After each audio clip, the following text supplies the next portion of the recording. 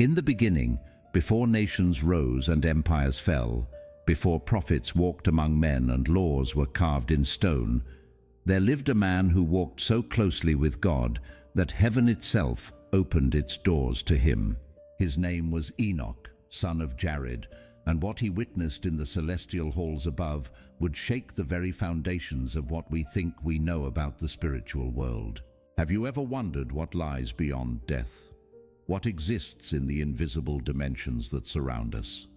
The answers might be more terrifying and wonderful than you could ever imagine. Because Enoch didn't just hear about heaven from other people, he was taken there while still alive, and what he saw was recorded for us to read even today.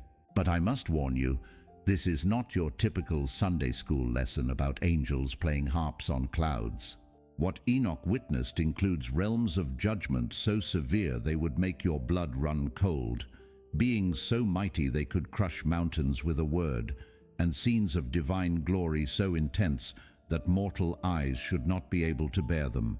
The account you're about to hear challenges everything modern Christianity teaches about the afterlife.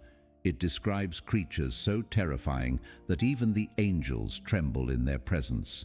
It speaks of punishment so severe that the screams of the damned echo through multiple dimensions. And it reveals a cosmic hierarchy so vast and complex that human minds can barely comprehend its scope. So if you're ready to step into the most mysterious book outside the Bible itself, to see heaven through the eyes of the seventh from Adam, then stay with me. Because once you understand what Enoch saw in those 10 heavens, you'll never look at this earthly life the same way again. But first, let me tell you how it all began. The man who walked with God. Enoch was no ordinary man, even by ancient standards. The Bible tells us in just a few verses that he walked with God for 300 years, and then one day he simply wasn't there anymore because God took him. But those few verses hide a story so extraordinary that it would change everything we think we know about the spiritual world. Genesis chapter 5 gives us the genealogy from Adam to Noah, and buried in that list of names and ages is this remarkable statement, "And Enoch walked with God, and he was not, for God took him." While other men lived their long lives and died, Enoch broke the pattern. Death could not touch him because his relationship with the Almighty was so pure, so deep, that God simply translated him from earth to heaven without ever tasting the grave. But what did it mean that Enoch walked with God? This wasn't just casual fellowship or occasional prayer. The Hebrew word used here suggests an intimate, ongoing relationship, like two friends who spend so much time together that they begin to think alike, move alike, and understand each other without words. For 3 centuries, Enoch maintained this level of communion with the Creator.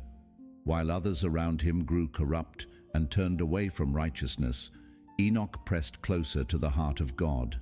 He witnessed the increasing wickedness of humanity as the descendants of Cain built cities filled with violence and corruption. He saw the sons of God taking wives from among the daughters of men, producing offspring that would bring chaos to the earth. Yet through all of this moral decline, Enoch remained faithful. He raised his son Methuselah to fear the Lord. He preached righteousness to a generation that had no desire to hear it. He maintained his integrity when everyone around him was compromising theirs. And because of this extraordinary faithfulness, God chose to show him mysteries that no other human being had ever seen. The Creator decided to lift the veil between the physical and spiritual worlds, to give Enoch a first-hand look at the cosmic reality that lay behind the visible creation. In the ancient book that bears his name, Enoch himself tells us what happened. He was alone in his house, resting on his bed after completing his 365th year of life, when suddenly great distress filled his heart. He began to weep in his sleep, not understanding what was happening to him. There was no apparent reason for this overwhelming sense of sorrow and fear that gripped his spirit. And then, standing at the head of his bed, appeared 2 beings unlike anything he had ever seen on earth. These were not men. Though they bore some resemblance to human form, their size exceeded that of any earthly creature, their presence filling the room with an otherworldly power that made the air itself seem to vibrate with energy. Their faces shone like the sun at its brightest, but this was not mere reflected light. The radiance came from within, as if their very beings were composed of pure illumination. Their eyes burned like torches of fire, not with anger or malice, but with an intensity of life and knowledge that no mortal gaze could contain. From their lips came flames that did not burn, fire that gave light without consuming. Their clothing gleamed with colors that earthly eyes had never beheld, purples deeper than the night sky, golds brighter than the sun, silvers more brilliant than lightning. Their wings blazed brighter than the finest gold, stretching across the room with feathers that seemed to be made of crystallized light. Their hands were whiter than the purest snow, but this whiteness was not the absence of color, but the presence of perfect purity. When they moved, the very air around them sang with harmonies too beautiful for human ears to fully appreciate. Terror seized Enoch's heart as he looked upon these mighty beings. His face changed with fear, his body trembled uncontrollably, and for a moment he wondered if he was about to die from the sheer intensity of their presence. No mortal man was meant to look upon such glory and live. But they spoke to him with voices like thunder, yet gentle as whispers. "Have courage, Enoch. Do not fear. The eternal God has sent us to you. Today you shall ascend with us into heaven, and you shall see what no mortal man has ever witnessed." The words hit him like physical force, but they also brought an unexpected peace. These beings had not come to destroy him, but to honor him with the greatest privilege any human could receive. He was being invited to see the very throne room of creation, to witness the cosmic machinery that kept the universe functioning, to look upon the face of God himself. But first, he had responsibilities on earth. The angels instructed him to gather his family and give them final instructions. He was to tell them how to live in his absence, how to maintain righteousness in a world growing more wicked by the day. He was to warn them that his departure was not death, but translation, and that they should not search for him until the Lord chose to return him to them. Enoch obeyed immediately. He called his sons Methuselah, Regem, and Gaidad, along with all his household, and shared with them the amazing words the angels had spoken. He could see the wonder and fear in their eyes as he described the glorious beings who had appeared to him. "Listen to me, my children," he said, his voice heavy with the weight of prophecy. "I do not know where I am going or what will happen to me in this place, but I tell you this: turn not from God before the face of the vain, who made not heaven and earth, for these shall perish, and those who worship them. May the Lord make confident your hearts in the fear of him." These were not just the words of a father saying goodbye to his family. They were prophetic warnings about the spiritual battles that lay ahead. Enoch had seen in visions the judgment that was coming upon the earth. He knew that his descendants would face trials and temptations that would test their faith to the breaking point. "And now, my children," he continued, "let no one think to seek me until the Lord returns me to you." This was crucial instruction, because the natural human response would be to search for their missing patriarch. But Enoch knew that his destination was beyond human reach, in realms where mortal feet could not walk. As soon as he finished speaking to his family, the angels took him upon their wings and bore him up into the first heaven. The sensation was unlike anything he had ever experienced, not like flying, for that implied resistance against gravity and air. This was more like being carried by the power of thought itself, moving through dimensions of space that had no earthly equivalent. The first heaven, the treasury of creation. The angels lifted Enoch on their wings, carrying him up through the clouds and into the first heaven. As they ascended, the familiar world below grew smaller and smaller until it disappeared entirely, replaced by a reality so vast and magnificent that his mind struggled to comprehend it. The first thing that struck him was the sheer scale of everything. Before him stretched an ocean so vast that it made all the seas of earth look like tiny puddles in comparison. Its waters sparkled with divine light, each wave containing more volume than all the rivers and lakes of the entire world combined. This was not mere water as we know it. This was the very essence of creation itself, the spiritual substance from which all earthly waters flow. The surface of this cosmic ocean reflected not just light, but reality itself. In its depths, Enoch could see the shadows of things that existed in the physical world below. Every drop of rain that had ever fallen, every stream that had ever flowed, every tear that had ever been shed, all of it originated from this celestial reservoir. But Enoch was not alone in this magnificent realm. Standing before him were beings he describes as the elders and rulers of the stellar orders.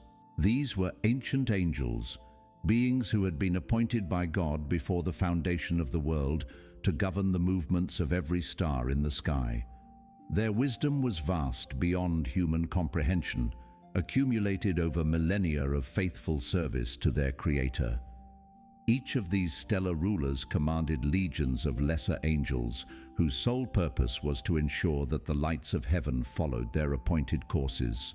Think about this for a moment. Every time you look up at the night sky and see the stars in their patterns, you're witnessing the work of these celestial beings. They don't just observe the stars, they actively guide them, ensuring that not one light strays from its divinely appointed path. The precision of their work was staggering. Human astronomers, with all their sophisticated instruments and mathematical calculations, can predict eclipses and planetary movements thousands of years in advance. But they are merely observing the results of angelic activity that has been perfectly coordinated since the beginning of time. Enoch watched in amazement as these stellar angels communicated with each other across vast distances, coordinating the movements of constellations, ensuring that the great celestial clockwork continued to function with perfect accuracy. Some angels were responsible for individual stars, others for entire galaxies. Some managed the delicate dance of binary star systems, while others guided the majestic spiral arms of galactic formations. But perhaps most fascinating were the angels, whose duty was to serve those who sailed upon earthly seas.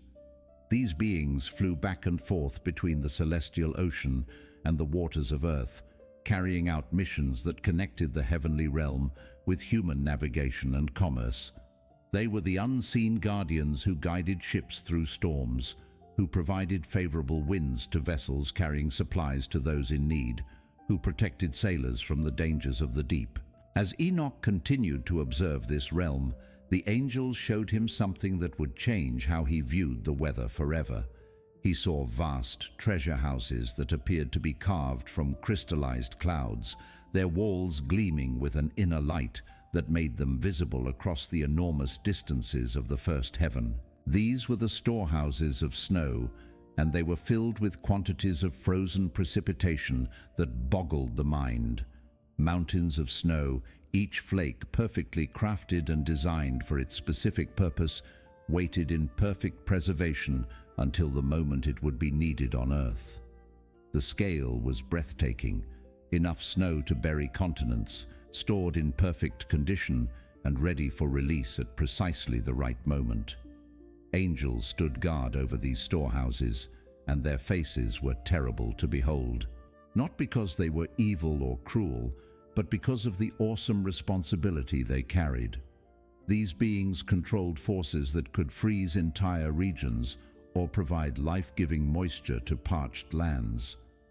A mistake in their timing could mean the difference between abundant harvests and devastating famines.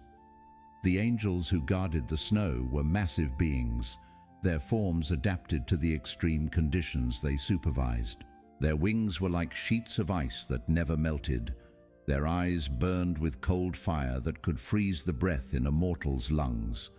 They moved with the precision of clockwork, each action calculated to ensure that the earth below received exactly the right amount of winter precipitation at exactly the right time.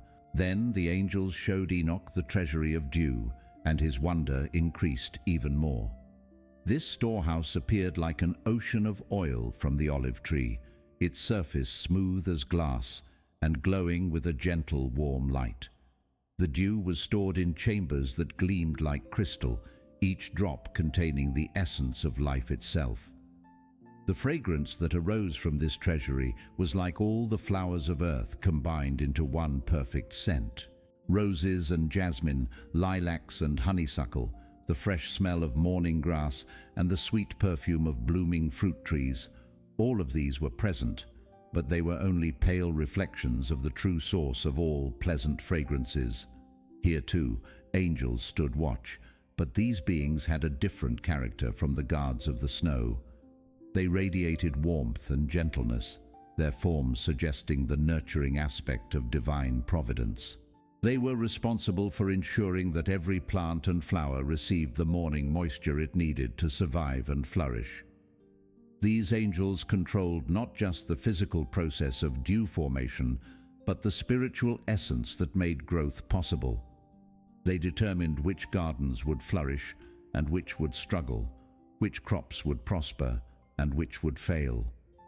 Their decisions affected the livelihoods of farmers, the beauty of landscapes, and even the romantic moments of lovers walking through dew-kissed meadows. But perhaps most amazing of all, Enoch witnessed the treasure houses of the clouds themselves. These were vast chambers that seemed to stretch beyond the horizon, filled with cloud formations of every size and description. Fluffy white cumulus clouds floated alongside towering thunderheads, gentle stratus formations mixed with the distinctive anvil shapes of supercells. He watched in fascination as the mighty angels opened and closed these heavenly storehouses with movements that seemed almost casual but required perfect timing and coordination. When the earth below needed rain, specific cloud formations were released from their chambers and sent on precisely calculated trajectories. When dry weather was required, the clouds were called back and stored until their time came again. The angels who managed the cloud treasuries were among the most active beings Enoch had yet encountered. They moved constantly, monitoring weather patterns across the entire globe, coordinating with their colleagues who managed the snow and dew, ensuring that every region of Earth received the precipitation it needed according to divine plan. These beings could generate storms of incredible power or dissipate threatening weather systems with equal ease. They controlled not just the formation of clouds, but their movement, their electrical potential, their capacity to produce different types of precipitation. A hurricane that devastated coastal regions, or a gentle spring shower that brought relief to drought-stricken farmland. Both were the products of angelic activity directed from these celestial storehouses. As Enoch observed all of this activity, he began to understand something profound about the relationship between heaven and earth. The natural world that humans took for granted was not an autonomous system operating according to impersonal physical laws. It was a carefully managed creation, overseen by intelligent beings who carried out the will of God with perfect precision. Every raindrop that fell, every snowflake that descended, every gentle morning dew that formed on the grass, all of it was the result of angelic activity. The weather was not random or chaotic, but purposeful and directed, serving God's plans for the earth and its inhabitants. This first heaven was just the beginning of Enoch's cosmic experience, but already he understood that the universe was far more complex and wonderful than any human mind could grasp. The visible world was merely the surface of a reality that extended through multiple dimensions, each one populated by beings of incredible power and wisdom, all working together to maintain the delicate balance that allowed life to flourish on earth. The second heaven, the prison of the damned. As the angels carried Enoch higher, the brilliant light and joyful activity of the first heaven began to fade behind them. The atmosphere around him changed dramatically, and they entered a realm that made his very soul recoil in horror. This was the second heaven, and what Enoch saw there would haunt him for the rest of his eternal existence. The first thing he noticed was the darkness. This was not the simple absence of light that humans experience during earthly nights. This was a darkness so deep, so profound, that it seemed to have substance and weight.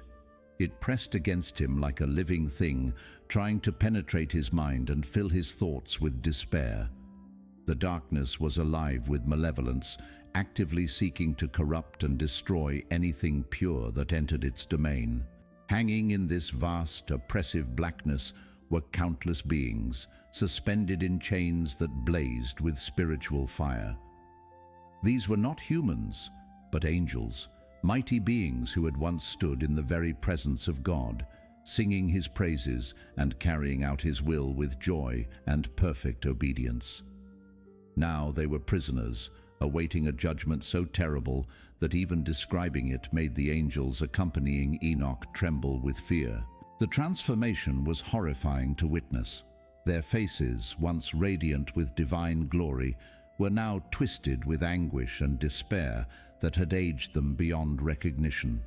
Their eyes, which had once beheld the beauty of the throne room of God, now wept constantly with tears that fell like acid rain, scarring the spiritual landscape below them. The chains that bound them were not made of any earthly metal, but seemed to be forged from their own guilt and shame. Each link represented a choice they had made, a moment when they had chosen their own will over God's will. The weight of these spiritual bonds was crushing, yet they could not break free because the chains were held in place by divine justice itself. The sound that filled this realm was unlike anything Enoch had ever heard. It was a chorus of weeping so profound, so filled with genuine remorse, that it seemed to shake the very foundations of heaven itself. These were not the crocodile tears of those seeking to escape punishment, but the authentic grief of beings who fully understood what they had lost through their rebellion. Each fallen angel wept not just for his own fate, but for the destruction his choices had brought to creation. They could see the ripple effects of their rebellion spreading through time and space, corrupting everything they touched. The knowledge of their responsibility for so much suffering was a torment worse than any physical punishment could ever be. Enoch could not bear to see such suffering without understanding its cause. His compassionate heart was moved, and he asked his guides, "Why are these beings tormented without end? What sin could be so great that even angels must suffer like this?" The answer chilled him to the bone and changed his understanding of the nature of spiritual rebellion forever. "These are God's apostates," the angels replied, their voices heavy with sorrow. They were given charge over portions of creation, entrusted with responsibilities that affected entire worlds and civilizations. But they refused to obey the commands of the Most High. The scope of their rebellion was staggering. These were not minor infractions or momentary lapses in judgment. These angels had been placed in positions of enormous authority and trust. Some had been given dominion over entire star systems. Others had been assigned to guide the development of civilizations. Still others had been entrusted with carrying divine messages to prophets and kings. But instead of faithfully carrying out their assignments, they had begun to question God's wisdom. They started to believe that they could improve upon divine plans, that their limited understanding was superior to the infinite wisdom of their Creator. Pride had crept into their hearts like a cancer, slowly corrupting their perception of reality. Instead of following His will, the angels continued, they chose to follow their own desires. They turned away from light and chose darkness, and now darkness has become their eternal home. This was the fundamental nature of their sin, the choice to place their own judgment above God's revealed will. They had not been forced into rebellion by external circumstances or overwhelming temptation. They had simply decided that they knew better than their Creator what was best for creation. But the story became even more horrifying as Enoch learned about the leadership of this rebellion. The angels explained that their prince, the one who had first conceived and promoted the idea of revolt against God's authority, was imprisoned under even more terrible conditions in the fifth heaven. His punishment was so severe that even these condemned beings shuddered when they spoke of it. And then came the most shocking revelation of all. 3 of these fallen angels had committed an act so heinous, so fundamentally wrong, that it had introduced an entirely new category of evil into creation. They had left their proper dwelling place, the spiritual realm where angels belonged, and had descended to earth in physical form. Once on earth, they had committed the ultimate violation of divine order. They had seen the daughters of men, human women created in God's image but belonging to the physical realm, and had found them beautiful. Driven by lust and completely ignoring the boundaries that God had established between the spiritual and physical realms, they had taken these women as wives. The implications of this transgression were catastrophic. Angels were created to be spiritual beings, while humans were designed to be both physical and spiritual. The union of these 2 different orders of creation was never intended by God and violated the fundamental structure of reality itself. The children born from these unnatural unions were called the Nephilim, giants whose very existence was an abomination in the sight of God. These beings inherited the supernatural strength and knowledge of their angelic fathers, but they also received the mortality and fallen nature of their human mothers. They were neither fully human nor fully angelic, belonging completely to neither realm and bringing chaos to both. The Nephilim had become mighty warriors, but their hearts were filled with violence and corruption that exceeded even normal human evil. They oppressed regular humans with their superior strength and abilities, establishing kingdoms based on brutality and fear. They had no natural place in the order of creation, and their presence twisted and corrupted everything around them. Worse still, the fallen angels had taught humanity knowledge that was meant to remain hidden until humanity was spiritually mature enough to handle it responsibly. They revealed the secrets of metalworking, enabling humans to forge weapons of war that made conflict far more deadly than simple stone tools ever could. They taught the arts of cosmetics and jewelry, encouraging vanity and pride among people who had previously lived simply and humbly. Most dangerous of all, they shared knowledge of astronomy and divination, leading humans to worship the stars and planets rather than the God who had created them. This astronomical knowledge was twisted into astrology and fortune-telling, practices that drew people away from trust in divine providence and toward reliance on supposed cosmic forces. The corruption that resulted from this forbidden knowledge had spread like a plague across the entire earth. Humanity, which had been created in innocence and designed to walk in fellowship with God, was now consumed with violence, pride, and spiritual darkness. The thoughts of human hearts had become only evil continually, and the very creation that God had declared good was now groaning under the weight of sin and rebellion. When God looked down from heaven and saw the corruption that the Watchers had brought to his creation, his judgment was swift and terrible.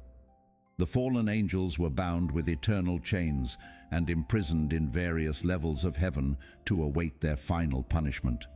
Their children, the Nephilim, would be destroyed in the great flood that was already being prepared, their hybrid spirits becoming the demons that would plague humanity in later ages. As Enoch looked upon these suffering beings, he felt an overwhelming mixture of pity and terror.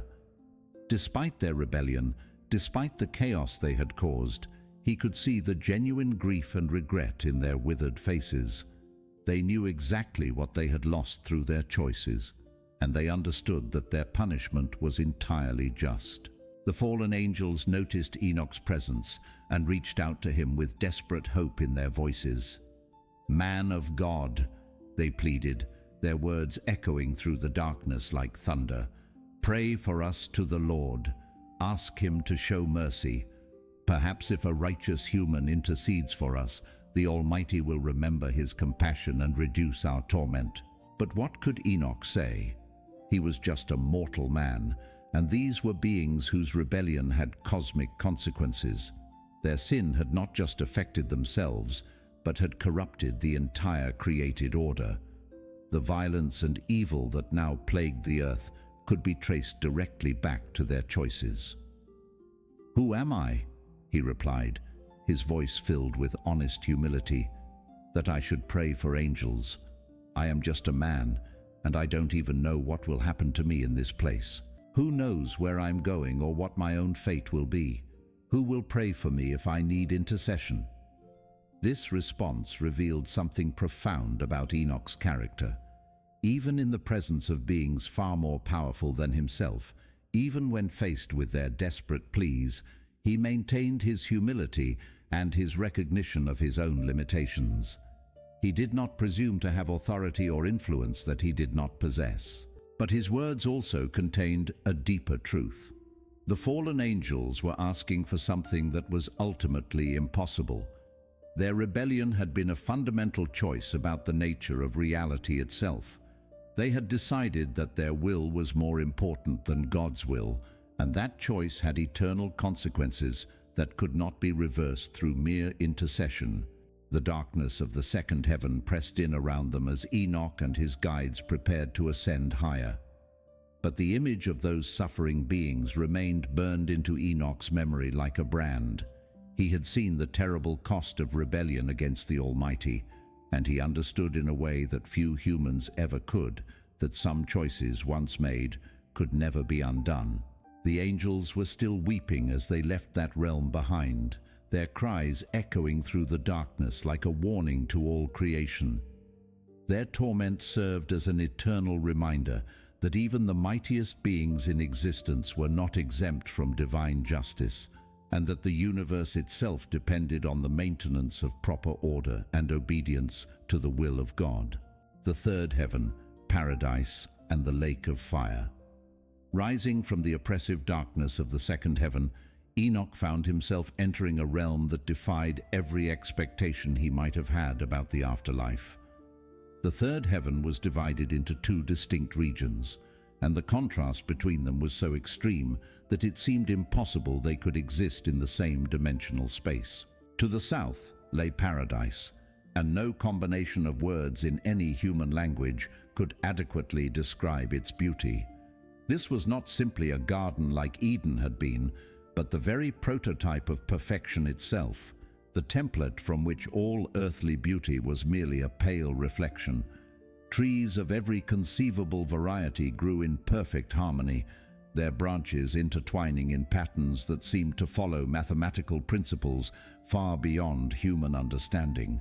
Each tree was perfect in its own right, but together they formed a symphony of living architecture that spoke of divine artistry beyond imagination. The fruits that hung from these trees gleamed like precious gems, each one containing not just physical nourishment, but spiritual sustenance that could satisfy the deepest longings of the soul. The very air around them shimmered with fragrant exhalation, creating an atmosphere so pure and sweet that Enoch felt as though he had never truly breathed before this moment. Some trees bore fruits that looked like rubies, others like sapphires or emeralds. But these were not mere decorative stones. They were living fruit that contained the concentrated essence of joy, peace, love, and every other good emotion that existed. To eat from these trees was to experience the fullest expression of positive feelings that creation could produce. Rivers flowed through this paradise, but they were unlike any earthly streams. Some carried honey more pure and sweet than anything produced by earthly bees. Others flowed with milk that contained the perfect balance of nutrients needed for eternal life. Still other streams carried oil that could heal any wound or disease, and wine that brought joy without intoxication or any negative effects.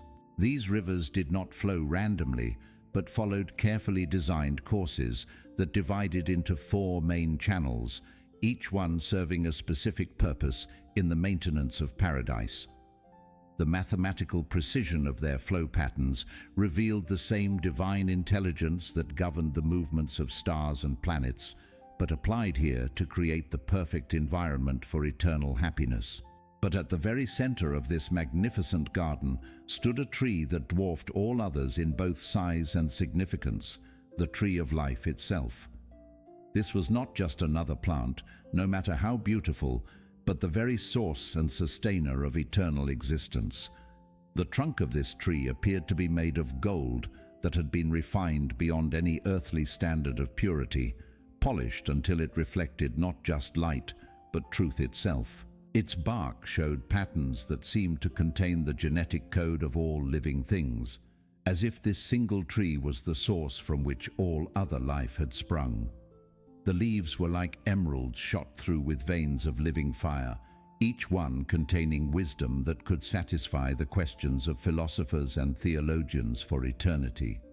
When the wind moved through these leaves, they made music more beautiful than any symphony ever composed, harmonies that spoke directly to the soul without needing to pass through the ears. The fruit of this tree defied description entirely. It seemed to contain every good thing that had ever existed or ever could exist, concentrated into a form that could be consumed and absorbed into the very essence of one's being. To eat from this tree was not just to gain eternal life, but to experience the fullness of what life was meant to be. Enoch learned that this tree was where the Lord himself rested when he visited paradise. The thought was staggering. The creator of the universe, the being whose voice had spoken galaxies into existence, chose this particular spot as his place of rest and refreshment. The holiness and beauty concentrated in this location was beyond anything that finite minds could comprehend. The roots of the tree of life extended down to the very edge of the earth, connecting paradise with the physical world in ways that maintained the spiritual vitality of all creation. At the same time, its branches reached upward toward the highest heaven, creating a living connection between all levels of existence. Around this tree, angels more beautiful than the morning stars sang praises to God without ceasing. But these were not repetitive hymns sung out of duty or obligation. Each song was a new creation, spontaneously arising from hearts so filled with joy and love that music was their natural expression. The harmonies they created were so perfect, so pure, that they seemed to be the very sound of happiness itself. These angels moved in patterns around the tree that resembled an eternal dance, their movements creating visual poetry that complemented their musical expressions.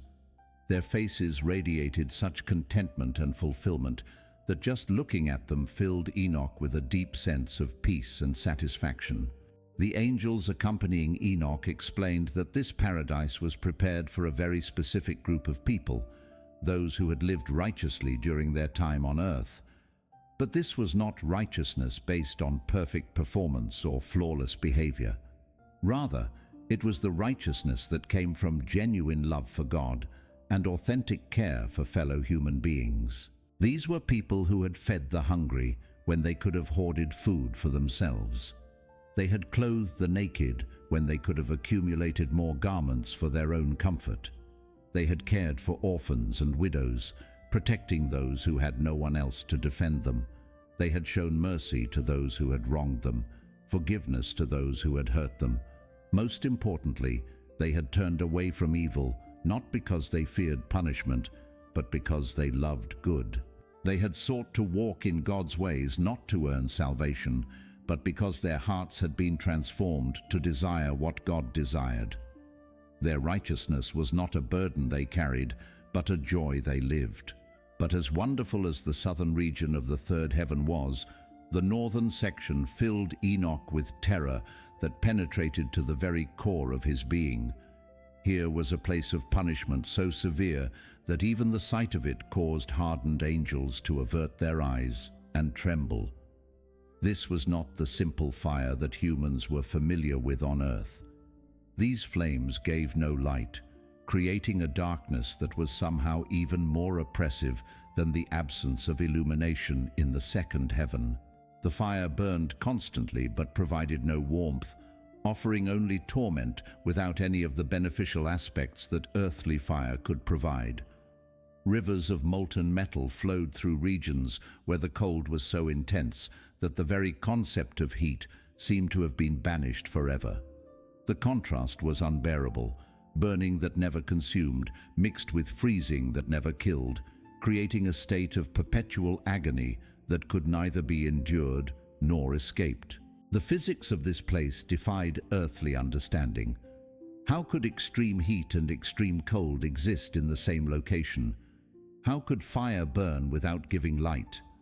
How could suffering continue without death providing an end to it? These were questions that pointed to the supernatural nature of divine judgment, punishment that transcended the normal rules of physical existence. Angels with faces like polished iron and eyes like molten metal stood guard over this region of torment. They carried weapons that seemed to be forged from concentrated wrath, implements of justice that reflected the absolute holiness of God and his complete intolerance for evil. Their expressions showed no mercy whatsoever, not because they were cruel by nature, but because their perfect righteousness could not compromise with sin in any form. These guardian angels moved with mechanical precision, their every action calculated to ensure that the torment they supervised served the purposes of divine justice.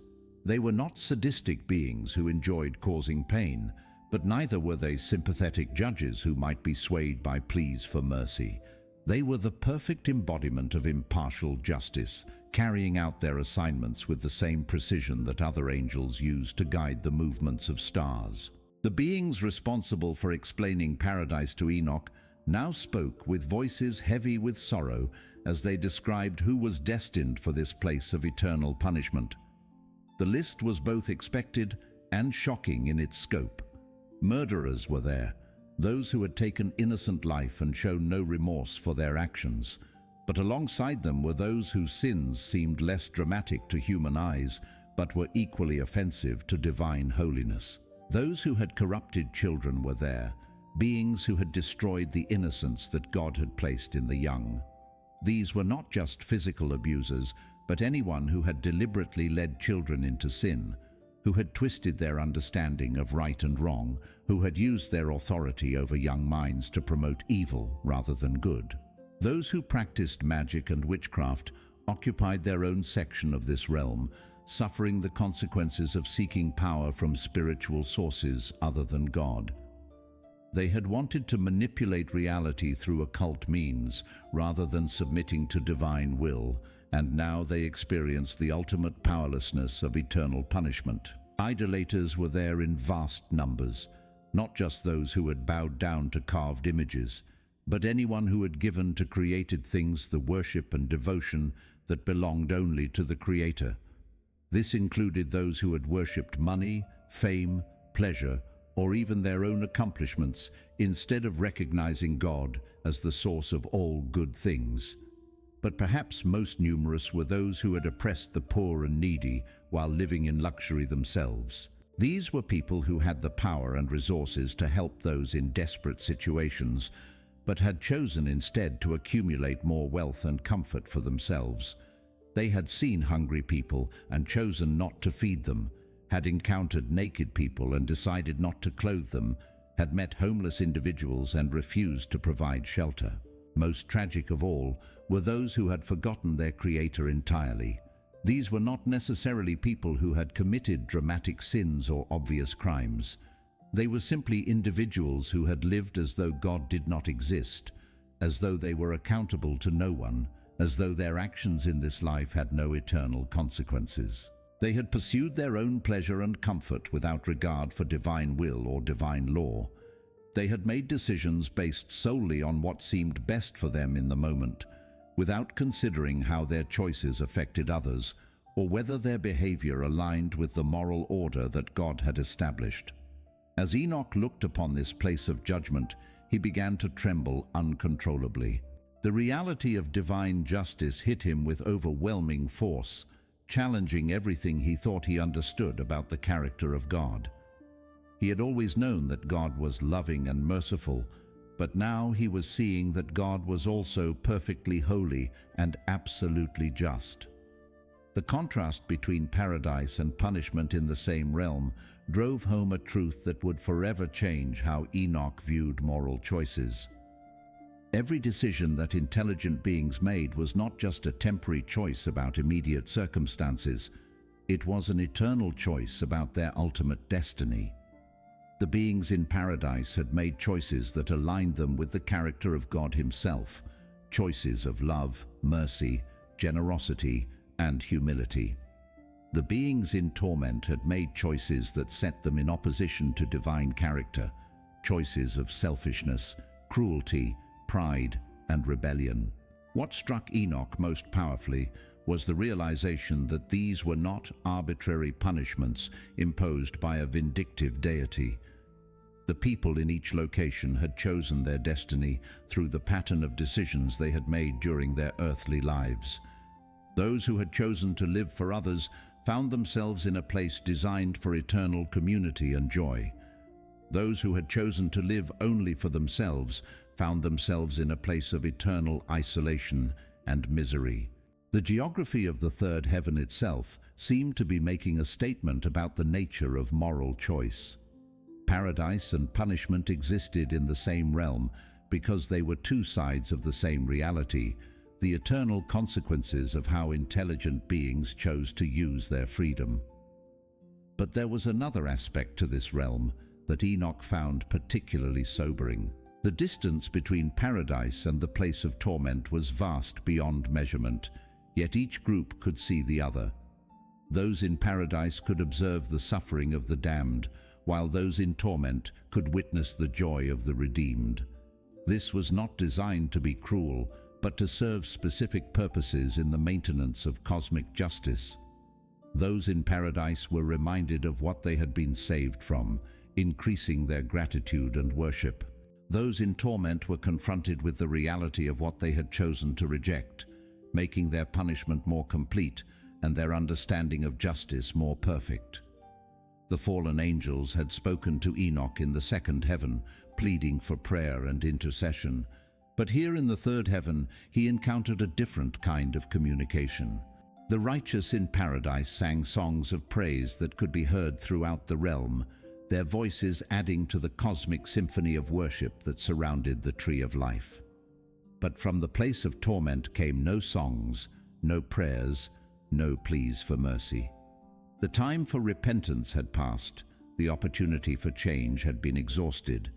There was only the eternal experience of consequences that could never be altered or escaped. As Enoch prepared to ascend to the fourth heaven, he carried with him a new understanding of the seriousness of life. Every moment, every choice, every thought was building toward one of two eternal destinies. The beauty of paradise and the horror of punishment were not distant theological concepts, but present realities that gave weight and meaning to every decision he would ever make. The fourth heaven, the cosmic clockwork. Ascending from the third heaven, Enoch entered a realm that revealed the magnificent precision of God's creation in ways that challenged everything humans thought they knew about the cosmos. The fourth heaven was like a vast cosmic clockwork, where the movements of the sun, moon, and stars were orchestrated with mathematical perfection that demonstrated divine intelligence on a scale beyond human comprehension. Here, Enoch witnessed the sun in all its true glory, and the reality was far more complex and wonderful than any earthly observation could reveal. This was not the distant star that warmed the earth from millions of miles away, appearing as a simple ball of fire in the sky. This was the sun as it truly existed, a magnificent chariot of divine fire drawn by creatures so extraordinary that human language had no adequate names for them. The chariot itself was a masterpiece of celestial engineering, constructed from materials that existed only in the heavenly realms. Its wheels were like crystallized light, turning with perfect smoothness and generating harmonics that contributed to the music of the spheres. The axles were made from what appeared to be concentrated time itself, allowing the vehicle to move through temporal dimensions as easily as through space. The light that blazed from this celestial vehicle was 7 times brighter than anything that reached the earth, yet somehow Enoch's eyes had been supernaturally strengthened to behold it without being destroyed. This was not mere photons and electromagnetic radiation, but the visible expression of divine energy itself, the power that sustained all life and maintained the structure of physical reality. Drawing the solar chariot were creatures that Enoch called phoenixes and chalkedri, beings so magnificent that they seemed to embody the very essence of elemental fire. These creatures had the feet and tails of lions, symbolizing their royal authority over the celestial realm, but their heads were like crocodiles, representing their ancient wisdom and their connection to the primal forces of creation. Each of these creatures was enormous beyond earthly comparison, 900 measures in length, with wingspans that could cover entire continents. Their bodies blazed with all the colors of the rainbow, but these were not mere surface decorations. Each color represented a different aspect of solar energy, from the life-giving warmth that promoted growth to the purifying radiation that destroyed harmful organisms. But perhaps most remarkable of all was their voices. As they pulled the solar chariot through its daily course, these creatures sang with harmonies so beautiful that they caused every bird on earth to rejoice at the coming of dawn. Their songs were not random melodies, but carefully composed symphonies that synchronized with the cosmic music produced by other celestial beings throughout the universe. Surrounding the sun's chariot were 4 great stars, each one commanding 1,000 lesser lights in a hierarchy of celestial authority that mirrored the organization of angelic beings. These were not random decorations scattered across the sky, but precisely positioned celestial entities whose movements affected everything from ocean tides to human emotions to the growth patterns of plants. During the day, myriads of angels attended the sun, ensuring that its course remained true and its light reached every corner of creation that needed illumination. These solar angels worked in shifts, some focusing on the mechanical aspects of the chariot's movement, while others concentrated on directing the flow of energy to specific regions of the Earth. The coordination required was staggering. They had to account for the Earth's rotation, its orbital movement around the Sun, the gravitational influences of other celestial bodies, and the specific energy needs of different geographic regions. Desert areas required different types of solar radiation than forests or oceans, and the angels had to adjust the output accordingly throughout each day. But when night fell in any given region, a different group of celestial beings took over. 1,000 six-winged angels, their forms like living flames, guided the solar chariot through what Enoch learned was a vast underground passage that connected the western gates, where the sun set, to the eastern gates, where it would rise again. This underground journey was not through physical tunnels beneath the earth, but through dimensional pathways that existed outside normal space-time. The sun didn't simply disappear during the night hours. It continued its work in other realms, providing light and energy to spiritual dimensions that required its sustenance. The angels who supervised this nighttime passage were specialists in interdimensional travel, beings who could navigate through multiple layers of reality simultaneously. They had to ensure that the solar chariot maintained its proper velocity through these alternate dimensions, while also preparing for its emergence into the physical realm at the precise moment when dawn was required. Enoch watched in amazement as angels kindled the sun each morning, setting it ablaze with renewed fire for another day of service. This was not a matter of simply lighting a torch, but of reactivating cosmic forces that had been temporarily redirected during the nighttime passage. The process required perfect timing and coordination among hundreds of angelic beings working in precise synchronization. The precision of this cosmic machinery was what truly astonished Enoch. He was shown 6 great gates in the east, where the sun rose according to the changing seasons, and 6 corresponding gates in the west where it set. Each gate was precisely measured, 365¼ stadia wide, and the sun moved from one to another in perfect sequence throughout the year. During the winter months, when the days were shortest in the northern regions, the sun used the southernmost gates, providing less direct light and warmth to those areas while concentrating its energy on the southern hemisphere. During the height of summer, it blazed through the northernmost gates, bringing long days and abundant growing energy to northern latitudes, while giving the southern regions their winter season. The transitions between seasons didn't happen suddenly, but followed gradual patterns as the sun moved from gate to gate over the course of days and weeks. This created the subtle changes in day length and solar angle that marked the progression from spring to summer to autumn to winter and back again.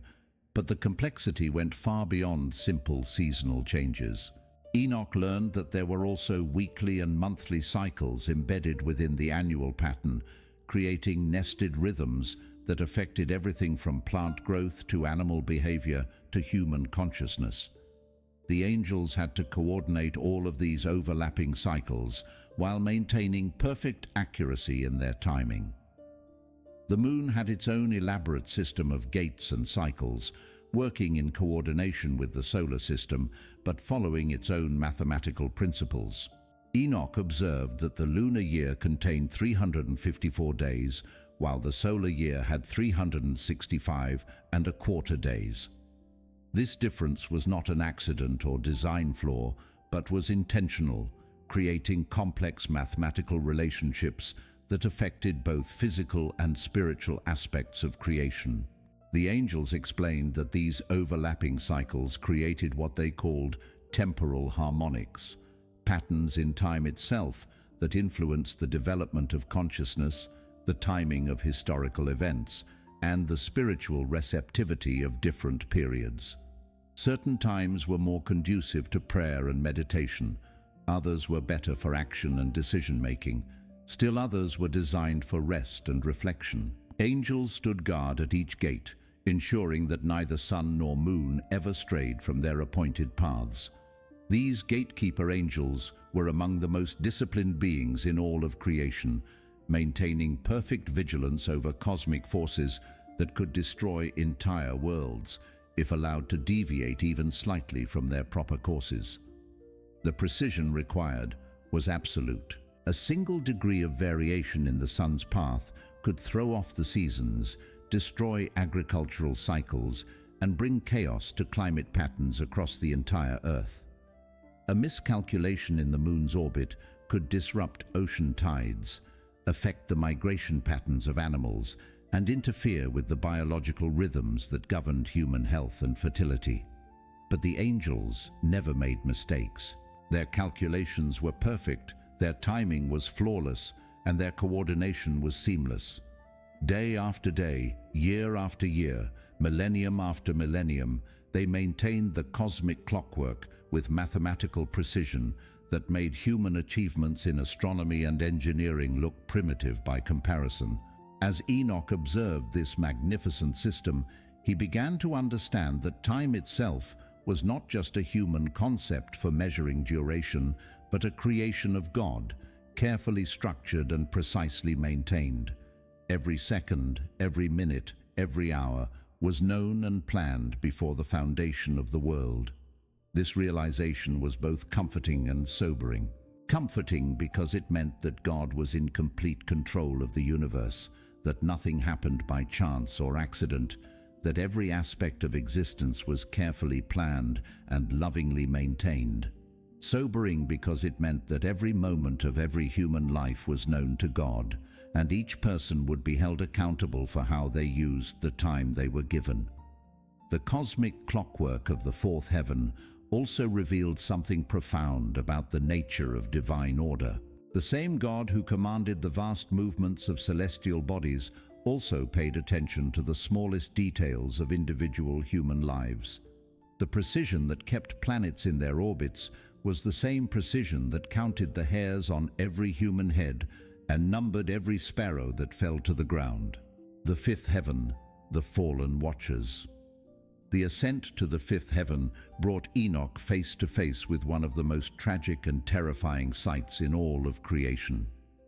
Here, in a realm of perpetual twilight that seemed to exist in a state of suspended animation between day and night, stood the Grigori, the watchers who had once been among the most glorious and trusted of all God's angels. The atmosphere in this realm was immediately oppressive, heavy with the weight of divine judgment and thick with the accumulated grief of centuries.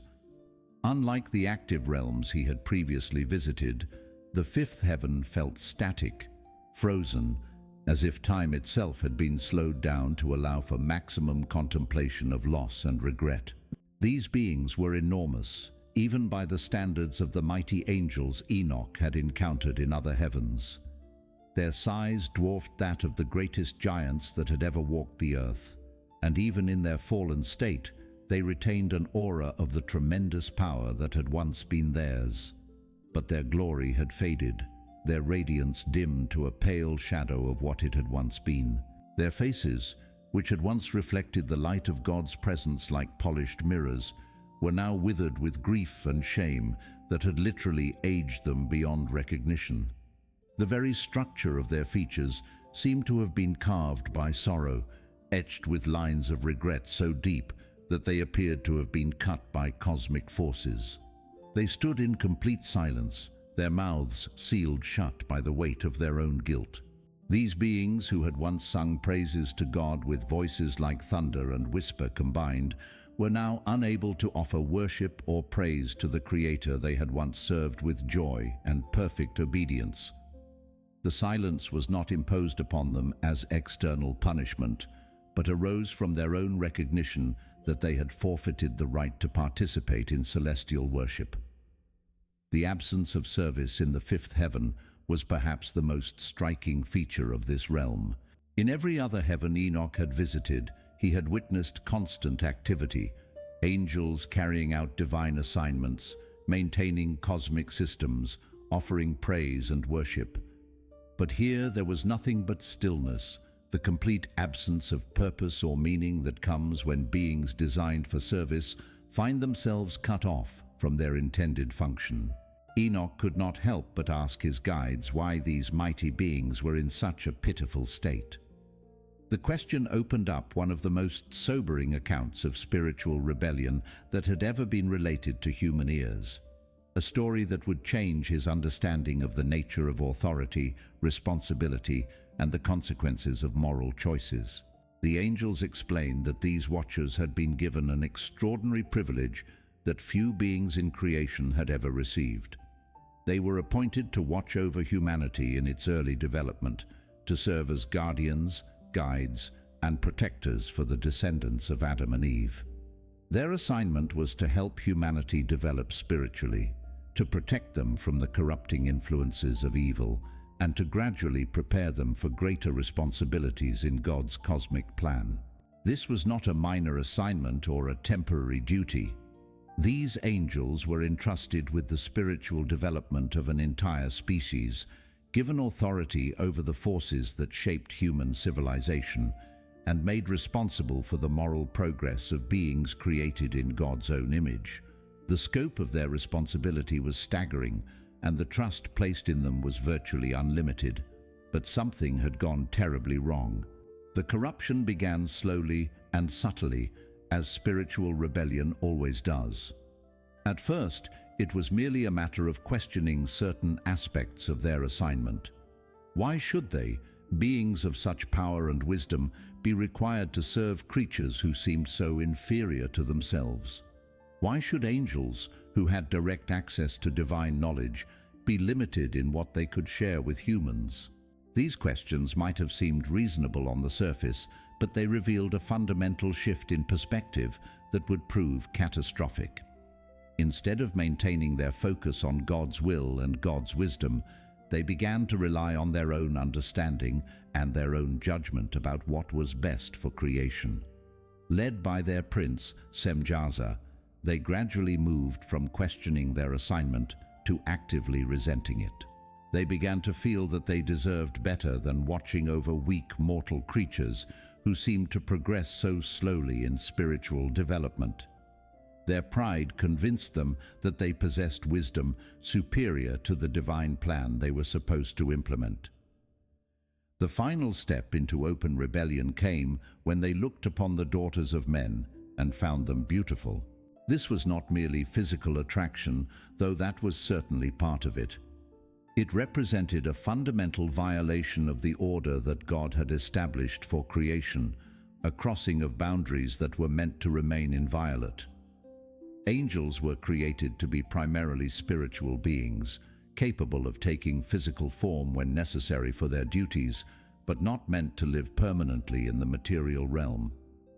Humans were created to be both physical and spiritual, designed to exist in the material world while maintaining connection to spiritual realities. The union of these two different orders of creation was never intended by God and represented a catastrophic mixing of incompatible natures. But the Watchers ignored divine law and descended to earth in permanent physical form. They not only took human wives, but established themselves as rulers and teachers among humanity, using their supernatural knowledge and abilities to gain positions of authority and influence. The knowledge they shared with humanity was not inherently evil, but it was dangerous because humans were not spiritually mature enough to handle it responsibly.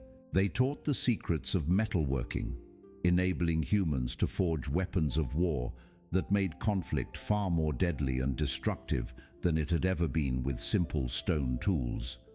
They revealed the arts of cosmetics and jewelry, encouraging vanity and pride among people who had previously lived simply and humbly. These might seem like minor corruptions, but they introduced concepts of artificial beauty and material status that fundamentally changed how humans viewed themselves and each other.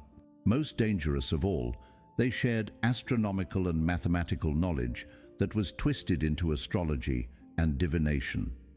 Instead of using this knowledge to better understand and appreciate God's creation, humans began to worship the stars and planets themselves, seeking guidance from cosmic forces rather than from their creator. The Watchers also taught various forms of magic and sorcery, giving humans access to spiritual powers that they were not equipped to control or direct properly. These practices opened doorways to demonic influence and created spiritual confusion that would plague humanity for millennia to come. But perhaps the most devastating consequence of the Watchers' rebellion was biological rather than spiritual.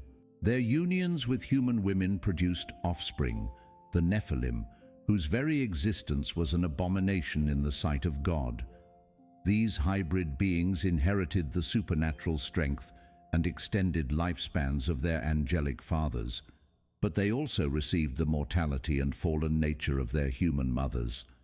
They were neither fully human nor fully angelic, belonging completely to neither realm and bringing chaos to both.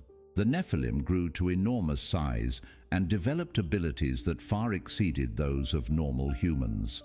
They became mighty warriors and rulers, but their hearts were filled with violence and corruption that exceeded even the normal human capacity for evil.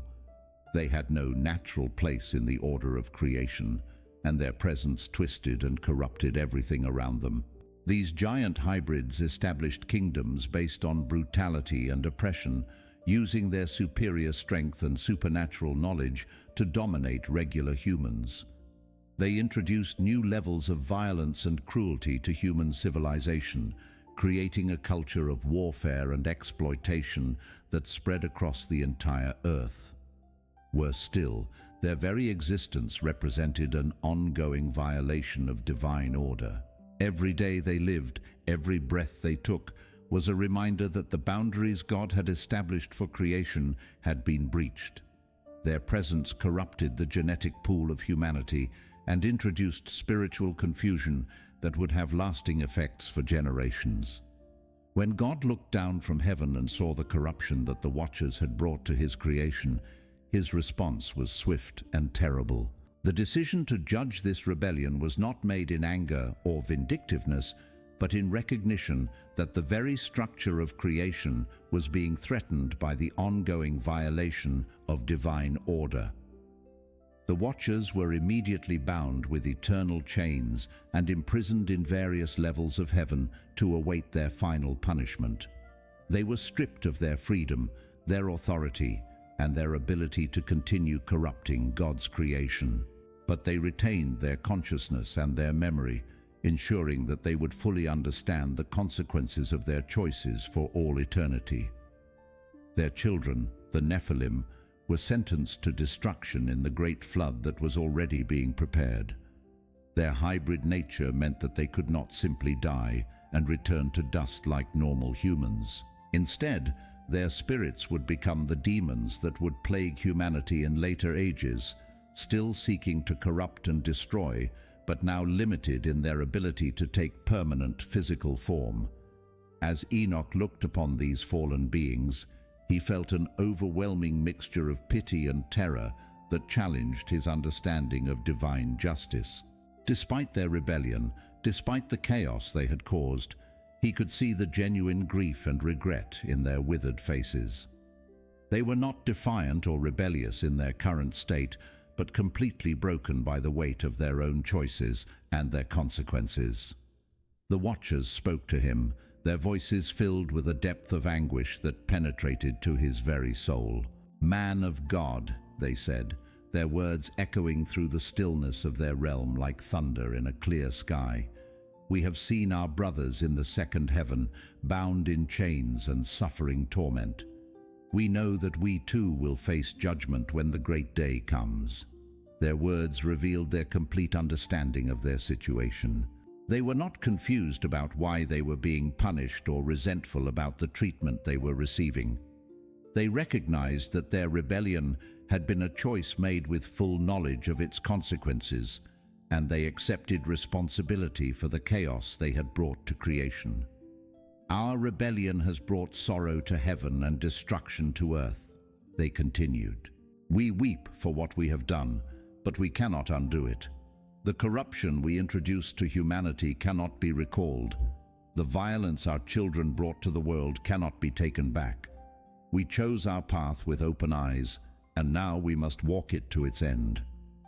Moved by their obvious suffering and genuine remorse, Enoch felt compelled to pray for them. As he began to intercede on their behalf, something extraordinary happened that demonstrated the power of righteous prayer, even in the most hopeless circumstances. 4 trumpets sounded throughout the fifth heaven, their music penetrating the oppressive silence that had characterized this realm. The sound seemed to come from the throne room of God himself, a divine response to the prayers of a righteous man offered on behalf of fallen beings. As the trumpet music echoed through the realm, the Watchers began to sing in unison for the first time since their fall. Their voices, silent for so long, rose in a song of lamentation so beautiful and so heartbreaking that it reached the very throne of God. The harmonies they created spoke of perfect understanding of their loss, complete acceptance of their punishment, and profound sorrow for the suffering their choices had caused. The music was not a plea for mercy or an attempt to avoid consequences. Instead, it was an expression of worship offered by beings who had forfeited the right to worship, a recognition of God's justice even as they suffered under it. Their song acknowledged the righteousness of their punishment while celebrating the holiness of the God they had wronged. But even this moment of worship, beautiful as it was, could not change their ultimate fate. They had made choices that carried eternal consequences, and not even the mercy of God could override the justice that their rebellion demanded without undermining the moral structure of the universe itself. The lesson was clear and sobering. Even the mightiest beings in creation were not exempt from the consequences of their choices. Power and knowledge brought greater responsibility, not greater freedom to ignore divine law. The higher a being's position in the cosmic hierarchy, the more severe the consequences of rebellion became. As Enoch prepared to leave the fifth heaven, The image of the fallen watchers remained burned into his memory. Their tragic fate served as an eternal warning about the importance of humility, obedience, and the proper use of authority. It also demonstrated that the universe itself depended on the maintenance of divine order, and that even the most sincere repentance could not always undo the consequences of fundamental moral choices. The sixth heaven, the angelic hierarchy. Rising from the sorrow and regret that permeated the fifth heaven, Enoch entered a realm of indescribable beauty and perfect order that stood in stark contrast to everything he had witnessed among the fallen watchers. The sixth heaven blazed with light more brilliant than 1,000 suns, yet somehow gentle enough that his transformed eyes could bear its radiance without discomfort. This was the realm of the faithful angels, organized in 7 magnificent bands, each one more glorious than anything human imagination could conceive. Here dwelt the beings who had remained loyal to their Creator throughout all the trials and temptations that had led to the fall of their brethren in lower heavens. The faces of these angels shone brighter than the finest gold, but unlike the withered countenances of the fallen watchers, their expressions radiated joy, peace, and perfect contentment. There was no trace of doubt or regret in their features, no shadow of rebellion or dissatisfaction. They had found complete fulfillment in carrying out the will of God, and their happiness was visible in every aspect of their appearance. What struck Enoch most forcefully was the complete unity among these beings. Despite their vast numbers and the diversity of their assignments, there were no differences among them in terms of honor, status, or recognition. Each was perfectly beautiful, perfectly righteous, and perfectly devoted to their Creator. There was no competition, no jealousy, no striving for position or advancement. This unity was not the result of enforced conformity or suppressed individuality. Rather, it flowed from their shared love for God and their common commitment to divine purposes. Each angel was unique in personality and gifting, but all were united in their fundamental orientation toward righteousness and service. These were the archangels and their countless hosts, beings of such power and authority that they oversaw the functioning of all creation. But their power was never used for self-advancement or personal glory. Every movement, every action, every thought was dedicated to serving the will of God and maintaining the harmony of the universe. Enoch watched in wonder as these angels carried out their various duties with precision that made the cosmic clockwork of the fourth heaven seem simple by comparison. Some were appointed over the changing of seasons, ensuring that spring followed winter in perfect sequence and that autumn prepared the way for the cold months ahead. Their work involved not just the mechanical aspects of seasonal change, but the spiritual preparation that each transition required. Others governed the years themselves, maintaining the great cycles of time that marked the passage of ages and epochs. These temporal angels worked with mathematical precision that spanned millennia, ensuring that historical events unfolded according to divine timing, and that the great prophetic patterns embedded in time itself remained intact. There were angels assigned to every river and sea on earth, controlling not just the flow of water, but the spiritual significance of these geographical features. They managed the currents that affected navigation and commerce, the patterns of evaporation and precipitation that maintained the global water cycle, and the symbolic meaning of water in human consciousness and spiritual development. Other angels watched over the fruits of the earth, ensuring that every plant and tree produced according to its kind at precisely the right time. This involved far more than simple agricultural oversight. These angels coordinated the complex biological processes that governed plant reproduction, the seasonal cycles that determined when different crops would ripen, and the nutritional content that would be available to feed both human and animal populations. Still other angels were responsible for every blade of grass, every flower, every growing thing that provided food or beauty to living creatures. The scope of their oversight was staggering. They managed the photosynthesis processes that converted sunlight into plant energy, the soil chemistry that provided necessary nutrients, and the pollination systems that ensured reproductive success for countless species. But perhaps most sobering of all were the angels whose duty was to record the lives of human beings. These scribes of heaven maintained perfect records of every deed, every word, every thought of every person who had ever lived. Their record-keeping was so comprehensive and accurate that nothing was hidden from them, nothing was forgotten or overlooked. These recording angels worked with instruments that defied earthly understanding. Their books were not made of paper or parchment, but seemed to be constructed from crystallized time itself, able to contain infinite amounts of information in forms that could be instantly accessed and cross-referenced. Their writing implements appeared to be made of concentrated truth, inscribing words that could never be altered or disputed. The records they maintained included not just external actions, but internal motivations, not just spoken words, but unspoken thoughts, not just completed deeds, but attempted intentions that were never carried out. Every moment of consciousness, every decision process, every moral choice was preserved in perfect detail.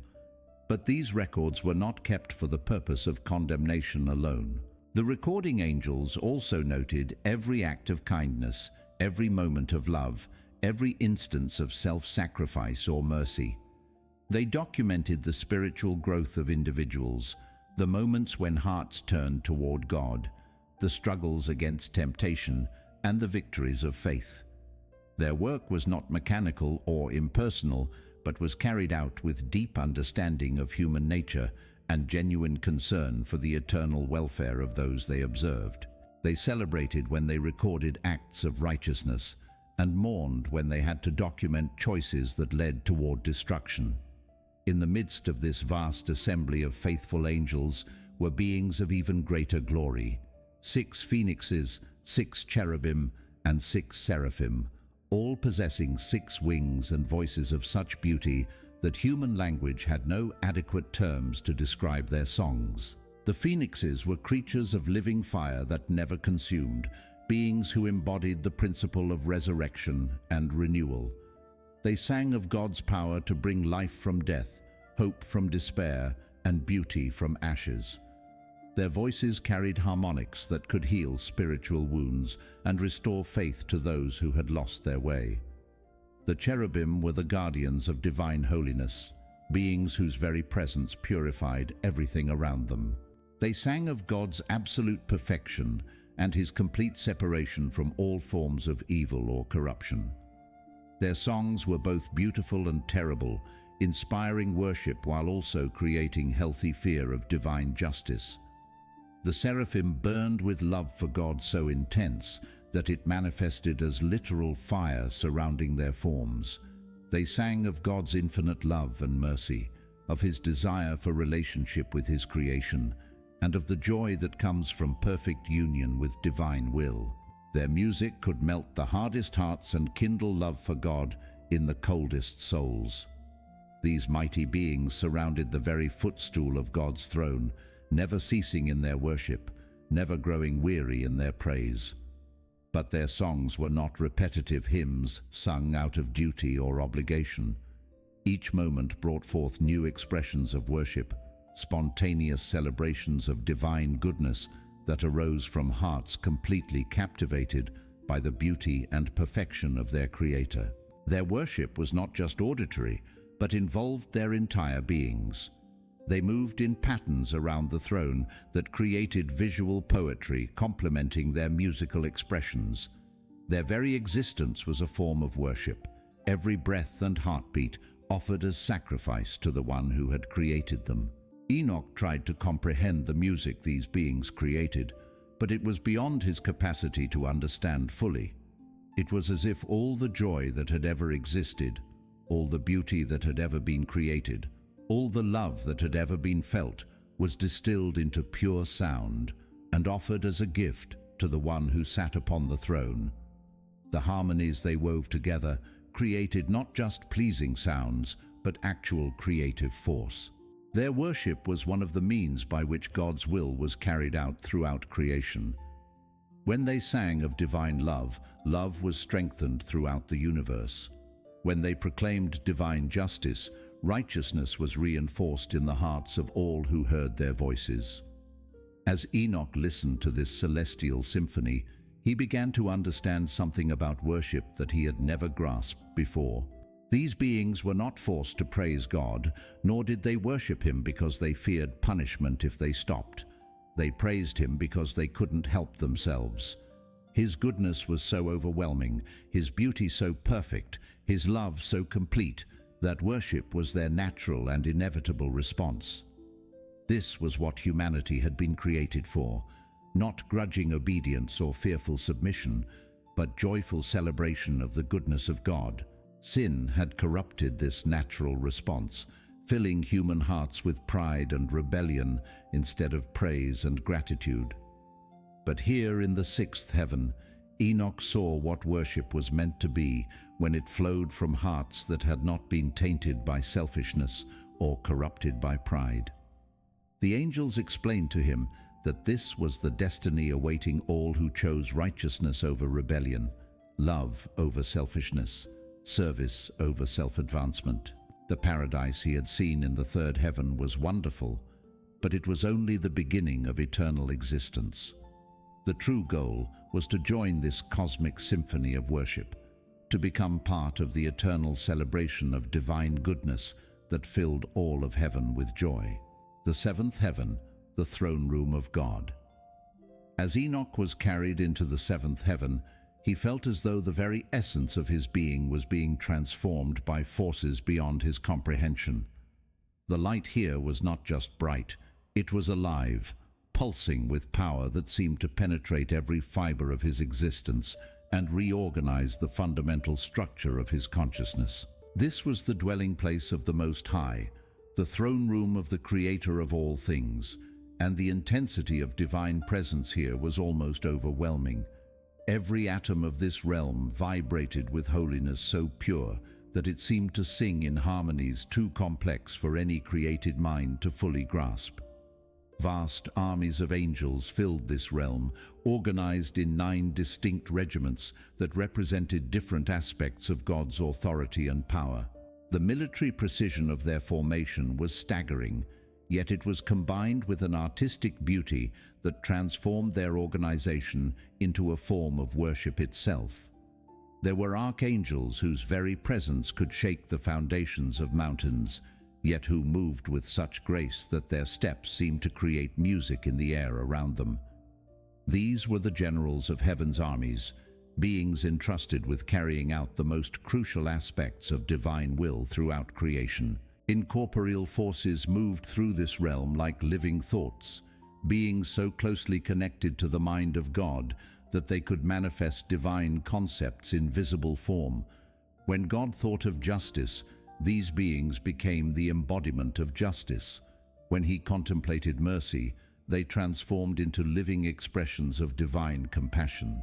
Dominions exercised authority over entire galaxies and dimensional realms, their jurisdiction extending across distances that made interstellar space seem insignificant.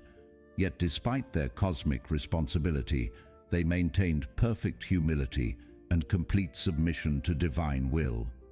Orders and governments maintained the bureaucracy of heaven, ensuring that every aspect of God's rule was administered with perfect efficiency and absolute fairness.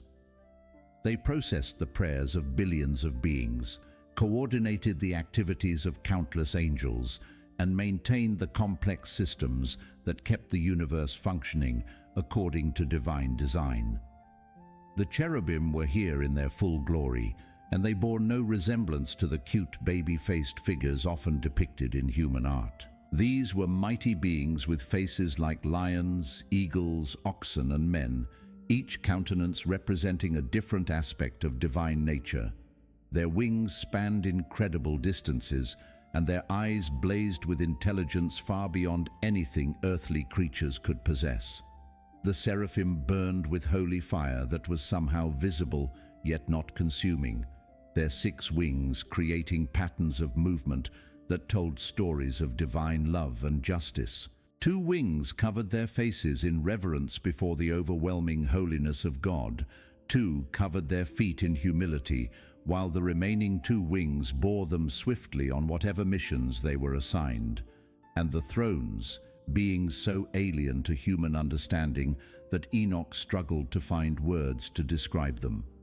They appeared like wheels within wheels, covered with eyes that saw everything simultaneously across all dimensions of existence. They moved not by their own will, but by the Spirit of God Himself. And when they moved, reality itself seemed to bend and flex around them. But dominating this entire realm, rising above all the angelic hosts like a mountain above foothills, was the throne of God Himself. This was not furniture in any earthly sense, but seemed to be formed from pure authority, pure power, pure holiness made visible and tangible. The throne existed at the center of all reality, the fixed point around which everything else revolved. It was the source of all law, all truth, all goodness. To look upon it was to see the very foundation of existence itself, the bedrock of reality upon which all creation rested. The being who sat upon this throne was beyond any possibility of description in human language. Enoch tried to find words, speaking of a face like iron glowing in fire, emitting sparks that seemed to be new stars being born with every breath. But even this was woefully inadequate. How do you describe the indescribable? How do you put into words the one who spoke all words into existence? The very attempt to look upon God's face was transformative. Enoch felt his consciousness expanding beyond its normal limits, his understanding deepening in ways that were both exhilarating and terrifying. He was seeing not just the appearance of God, but the reality of divine nature itself. Infinite, eternal, perfectly holy, absolutely sovereign. The voice that came from the throne was like thunder and whisper combined, like the roar of mighty waters and the gentle breeze of evening. When God spoke, galaxies trembled in their courses, yet when He whispered, a single human heart could hear Him clearly across the vastness of space and time. "Have courage, Enoch," the voice said, and the words hit him like a physical force that reorganized his entire molecular structure. "Do not fear. Arise and stand before my face for eternity." These words carried implications that staggered Enoch's mind. To stand before the face of God, not for a moment, not for a visit, but for eternity. This was an honor beyond anything he could have imagined, yet it was also terrifying beyond description.